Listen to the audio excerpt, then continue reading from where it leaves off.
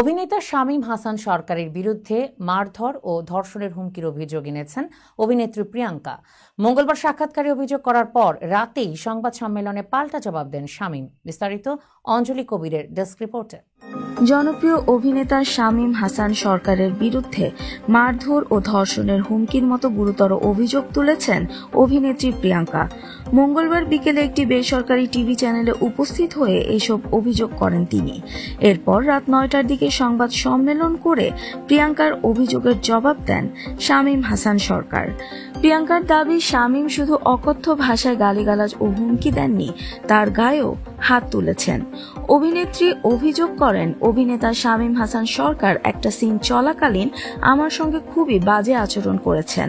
আমার গায়ে হাত তুলত, প্রকাশ্যে ধর্ষণের হুমকি দিত, এক টান গাঁজা খেয়ে আবার সিন করত। তিনি আরও বলেন, শামীম নাকি শুটিং চলাকালীন মাদক গ্রহণ করে অসংলগ্ন আচরণ করতেন। এসব নিয়ে বিস্তর অভিযোগ আনেন তিনি।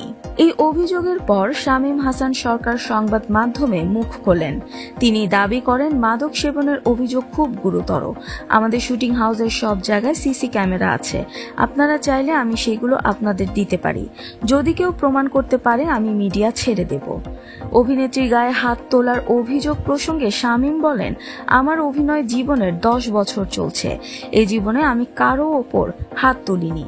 তিনি জানান, প্রিয়াঙ্কা তার সঙ্গে একটি নাটকের লটে কাজ করেছেন আগেও। তাদের মধ্যে কোনো ব্যক্তিগত শত্রুতা নেই। তবে সর্বশেষ শুটিং লটে এসে প্রিয়াঙ্কা শুটিং সেটে রিলস ও টিকটক বানাতে ব্যস্ত হয়ে পড়েন। এতে বিরক্ত হয়ে তিনি শুধু বলেন, যদি রিলস বানাতেই হয় তাহলে বাইরে গিয়ে করো, শুটিং সেটে এসব চলবে না। শামীম আরও বলেন, একটা মিথ্যা অভিযোগ যেহেতু উঠেছে, আমাকে তো ব্যবস্থা নিতেই হবে। আমি কখনো কোনো মিথ্যা বিষয় ছেড়ে দেই না।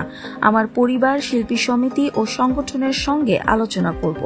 তারা যদি আইনি ব্যবস্থা নিতে বলেন তাহলে সেটাই হবে।